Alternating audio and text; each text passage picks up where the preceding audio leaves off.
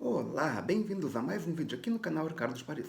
Eu sou o Ricardo e hoje temos mais um capítulo do livro O Poço do Visconde de Monteiro Lobato. Mas primeiro, curta o vídeo. E se for a primeira vez aqui, inscreva-se e acione o sininho para receber as notificações. Já curtiu? Já se inscreveu? Já assinou o sininho? Então, vamos para a história. Capítulo 7. Depois do almoço. Na ilustração vemos o Pedrinho segurando uma maçã e um prego. Emília e Narizinho estão vendo o que ele vai estar fazendo. Vamos descobrir o que ele vai fazer? Comidos os lambares do almoço, a meninada voltou correndo ao campo, interessadíssima na continuação do estudo geológico. Mas quais são as condições que devemos descobrir nesses terrenos para termos a certeza de que podem conter petróleo? Foi perguntando Pedrinho. Várias, respondeu o Visconde. Temos primeiro de verificar se são sedimentárias as rochas. Isso já vimos que são. Esse tem poçança. Esse há camadas porosas capazes de armazenar o petróleo. Esse há camadas impermeáveis entalando essas camadas porosas.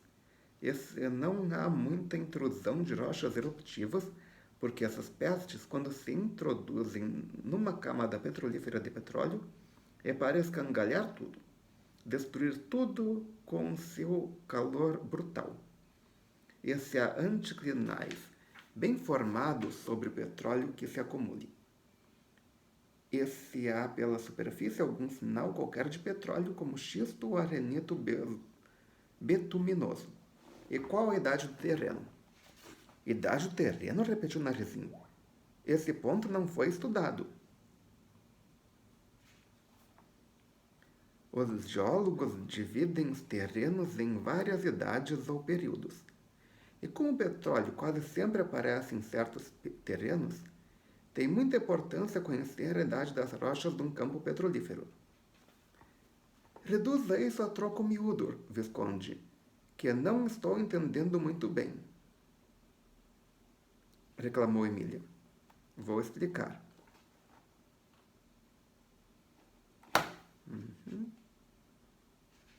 Assentou o Visconde. Bem lá no fundo há as massas de rocha eruptivas que se assentam nas camadas sedimentárias.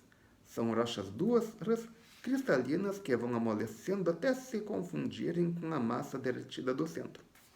A crosta solidificada da Terra é coisinha mínima comparada com o volume da Terra inteira.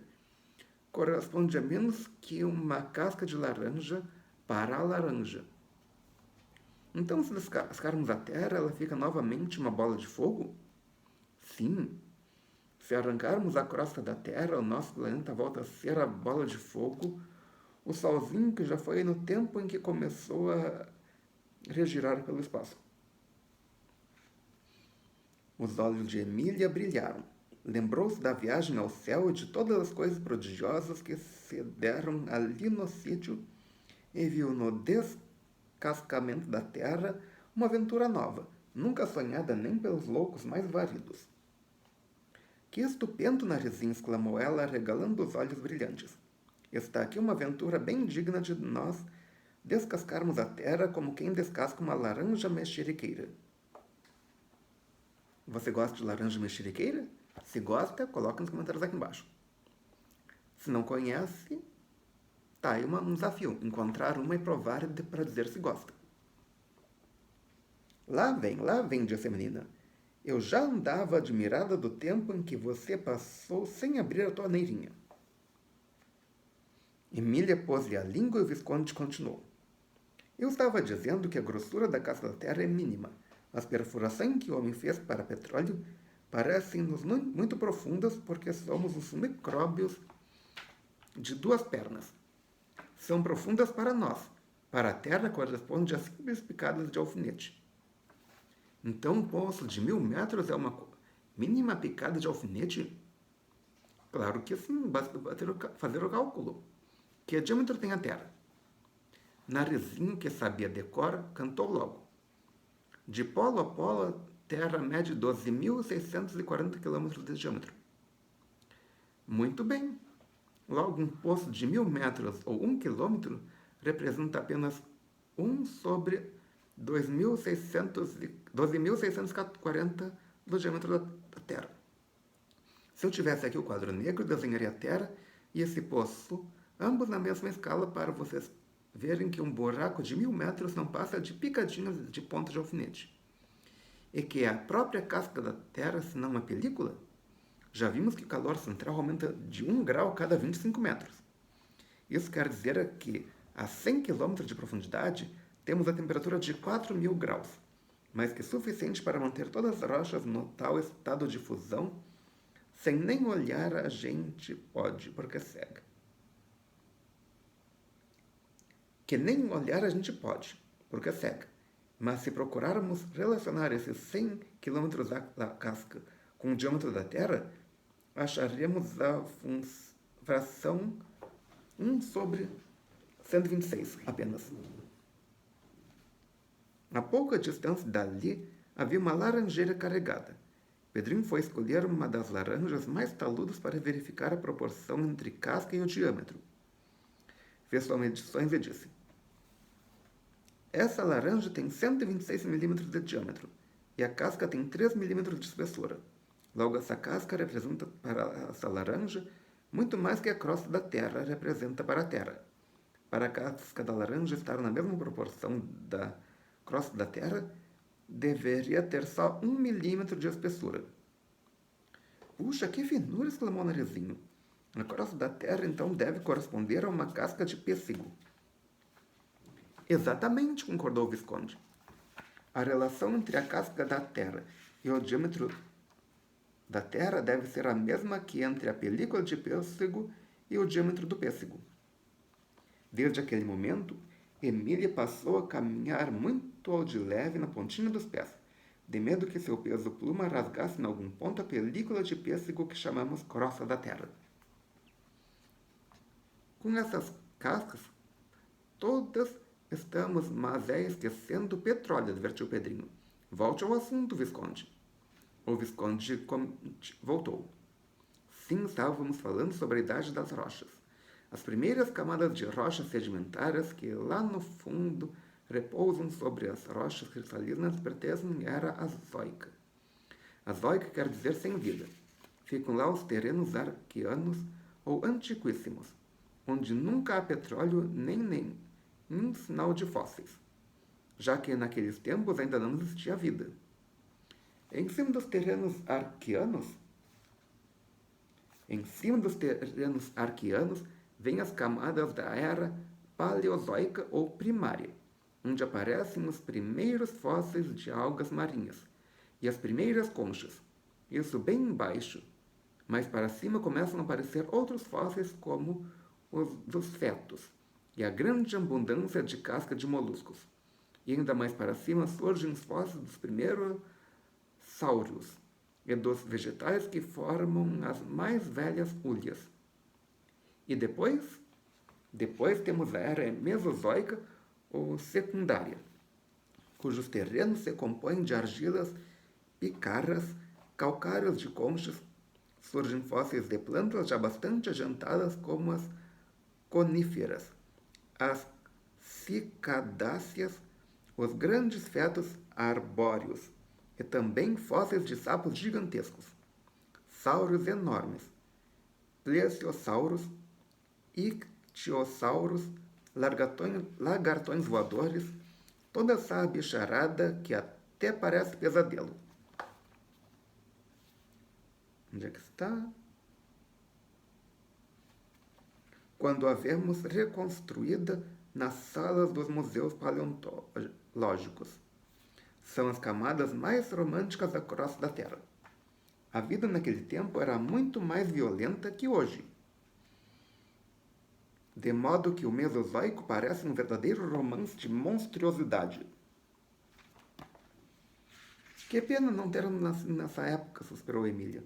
O mundo está hoje uma vergonha em matéria de bichos, sobretudo aqui no Brasil. Umas paquinhas, umas capivaras e umas tais onças aí pelos fundões, que a gente nunca vê. Só se salva a África com uma bicharia ainda bem bonita. Girafas, rinocerontes, hipopótamos, leões. Mas Visconde não concordou.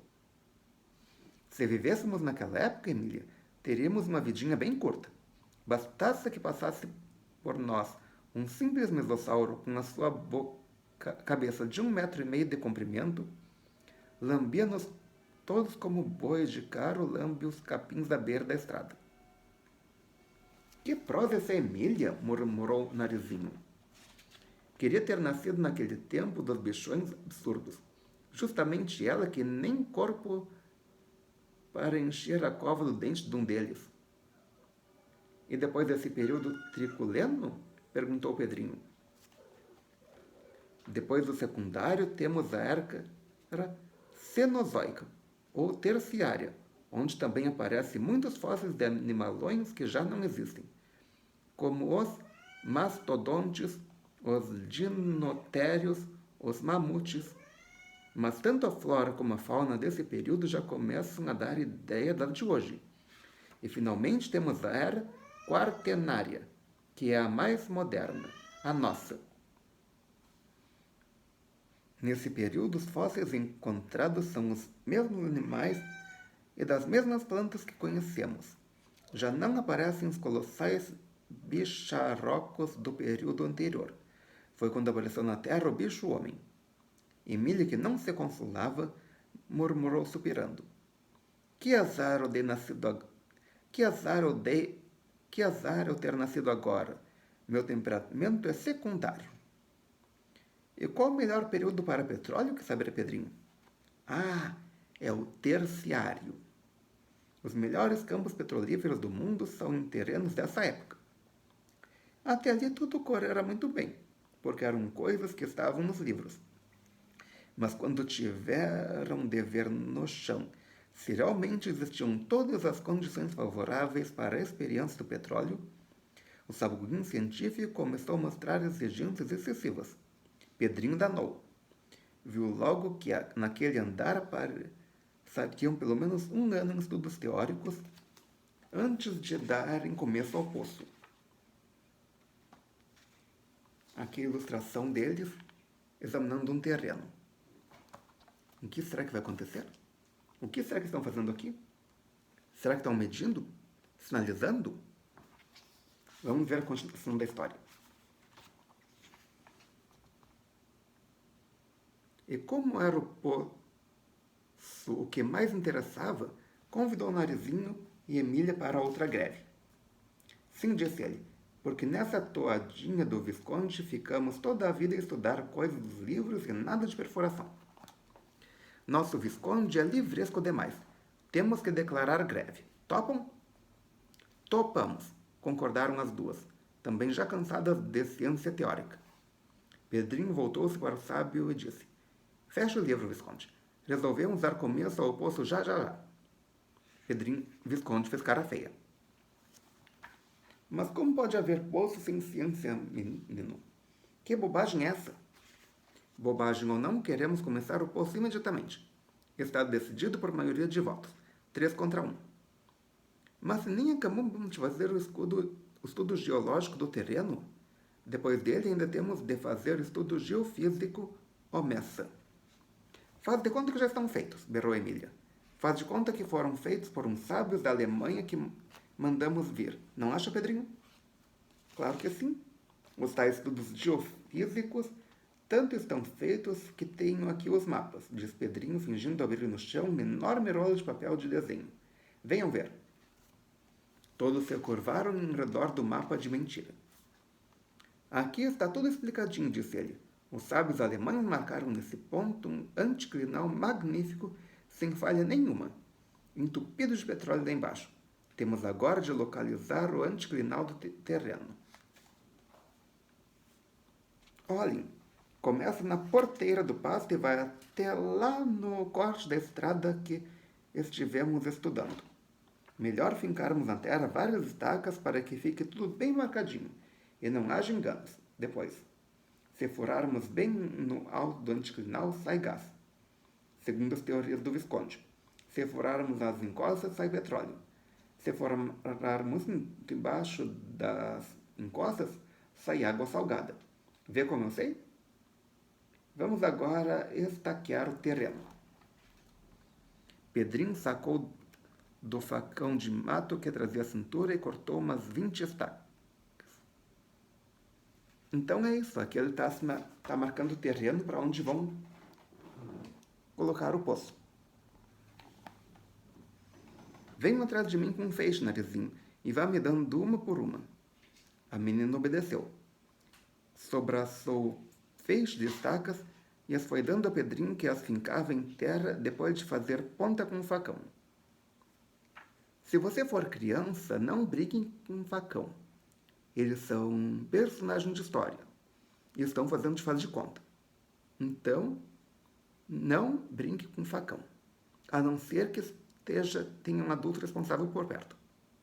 Mas se você for criança mesmo, então mantenha a distância de facões. Ok? Deixe os adultos, deixe os mais velhos mexerem nessas ferramentas que são perigosas para a idade de vocês. Pronto, exclamou o engenheiro, enxugando o suor da testa. Essas estacas maiores marcam um topo do anticlinal, nos pontos onde há gás. Aquelas ali marcam as meia encostas, boas para perfurar. Que acha, Visconde, da minha marcação? O sabugo geológico respondeu depois de analisar as palhinhas do pescoço, que não havia nenhuma objeção a fazer. Então pronto, gritou Pedrinho. Urra, urra, o principal está feito. Marcar cientificamente o lugar exato onde abrir a perfuração. O resto é canja. Mas, apesar de ser canja, Pedrinho engasgou. Não sabia o que fazer depois da marcação do ponto certo. Teve de recorrer ao Visconde. Vamos lá, Visconde, me conte como é o resto. O Visconde explicou que o resto era furar, sendo para isso indispensável adquirir uma boa sonda de perfuração e todas as máquinas e coisas acessórias. Em que consiste a sonda?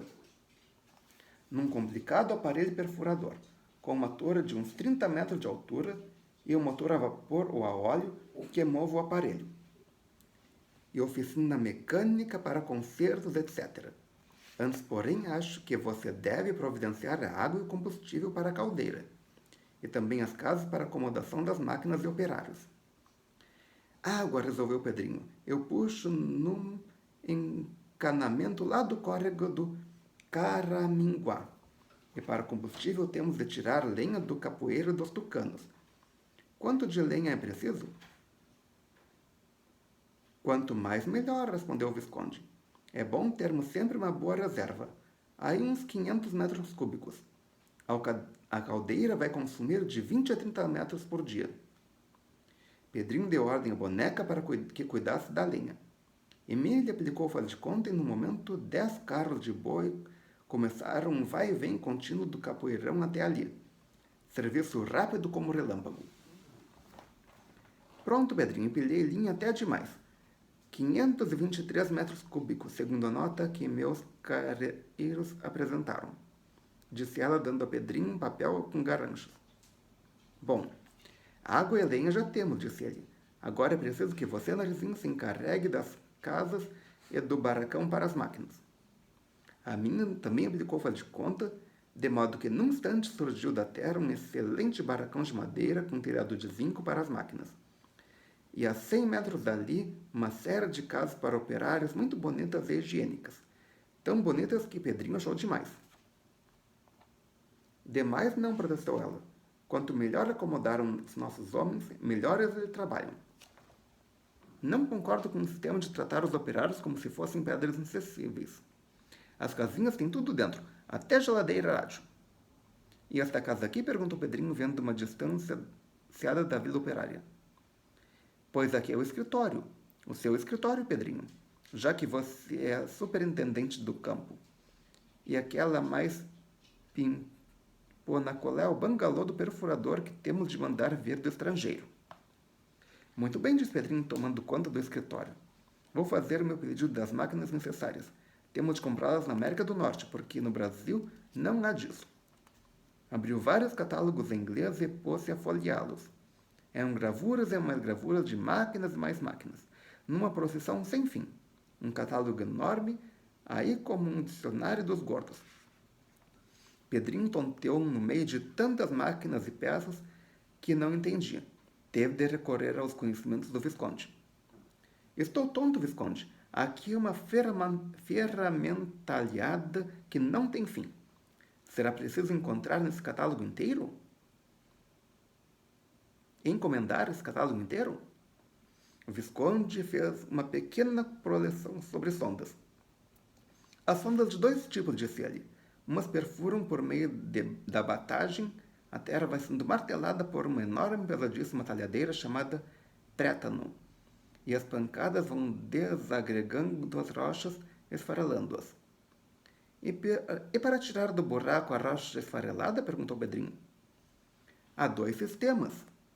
Um é, depois de martelar por certo tempo, retirar do poço trépano para, com uma caçamba própria, extrair todo o material escavado. Outro sistema é injetar água dentro do poço por meio de uma bomba fortíssima. A água lá no fundo faz lama com o material escavado.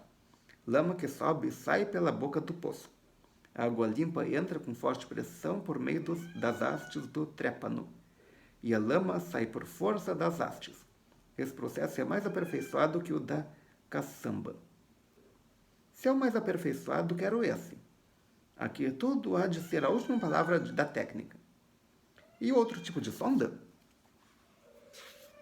O outro é o tipo rotativo, o mesmo sistema dos de furar madeiras grossas.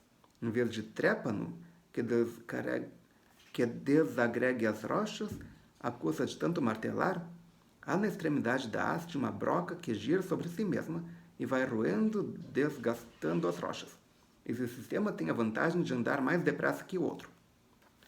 Pois então fica adotado o sistema rotativo, resolveu Pedrinho. Espere, senhor superintendente, gritou o Visconde. O sistema rotativo não há dúvida que é ótimo, mas depende do terreno. Em terrenos próprios dá para furar 50 ou 60 metros por dia. Mas se a camada de certas rochas muito duras ou certos conglomerados lhe falha, não rende nada ou rende muito menos que a batagem. Então, o que fazer aqui no sítio se não sabemos que camadas vamos encontrar?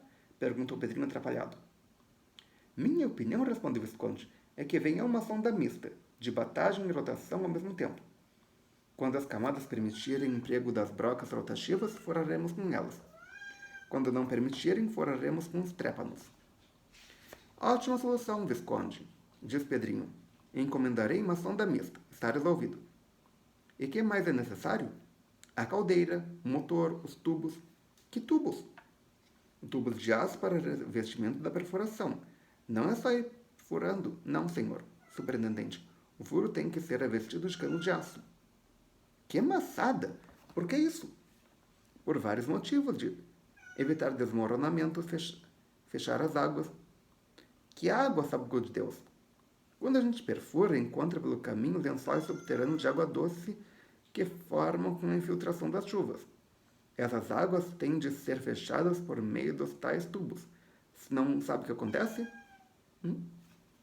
Acontece o seguinte: logo que o furo toca num lençol de petróleo, a água que está lá dentro sempre desce e mete-se pelo lençol de petróleo adentro e empurra o petróleo para longe dali. As águas são eternas, não param de correr por causa da infiltração das chuvas, que é constante. Mas o coitado do petróleo não tem chuva de óleo que o abasteça, de modo que cede diante da água. E vai indo, vai se afastando do campo petrolífero. Por isso, os petroleiros dizem que a água é a maior inimiga do petróleo. Bem, já sei, diz Pedrinho. A intubação é para fechar as águas.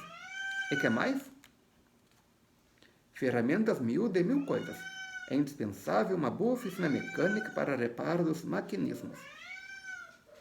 O melhor é você encomendar uma sonda mista completa, com capacidade aí para uns 1.500 metros, e que venham uns tubos de revestimento necessários. Pedrinho foi à máquina de escrever digitar a carta de encomenda. Por carta, Pedrinho, reclamou Emília. Leva muito tempo, rapaz. Peça logo por telegrama urgente e exige que a ferramentalhada esteja aqui amanhã bem cedo. Absurdo, Emília, não dá tempo. Dá sim, insistiu ela. Eis que utilizem do meu poderoso faz-de-conta número 7. o maior avião de carga do mundo. Desta maneira, teremos tudo aqui amanhã antes do almoço. Pedrinho compreendeu que realmente não havia outro jeito e redigiu o telegrama. Restava calcular o preço da encomenda e mandar os dólares. Venha fazer a conta, Narizinho, você que é a matemática. Narizinho calculou pelos preços do catálogo a importância ao total do pedido. Tem 105.742 dólares, disse ela, mostrando a conta. E agora? Onde o dinheiro para a remessa? Só mesmo a Emília, Pedrinho chamou a Emília. Olha, Emilinha, encarrego-se você dessa parte financeira. Dê um jeito de o dinheiro ser entregue hoje mesmo à firma McGall e Tuttle, de Nova York. Veja um bom banco para fazer a remessa. Banco? Não me fio em bancos, Pedrinho. Vou fazer o dinheiro chuviscar em cima da cabeça de Mr. McGowan. Quer ver? E voltando-se para o céu, gritou. Nuvenzinhas, nuvenzonas, que cochilando passais pelo azul. Corri até a casa de Mr. Que, Pedrinho? McGowan, gritou o menino do fundo do escritório. De Mr. McGowan. E despejai-lhe na cabeça uma chuva de 105.742 pingos doláricos, por conta da companhia Dona Bentense de Petróleo. Disse e foi ver com o Visconde. Pronto, Mr. McGowan vai ficar tonto com a nossa chuvinha de ouro. As nuvens mal me ouviram, botaram-se a galope. Já devem estar chegando. E agora? Perguntou Narizinho. O Visconde estava exausto. Agora, disse-lhe, deitando-se no chão. Agora um descansinho. Uf, como trabalhamos hoje. Ele limpou na manga o suorzinho da testa. E aqui termina mais um capítulo. Se você gostou, clique em curtir. Adicione esse vídeo aos seus favoritos, compartilhe com seus amigos, traga um novo inscrito para o canal. Já sabe como é que vai ser. 250 inscritos, 4 novo. Ok?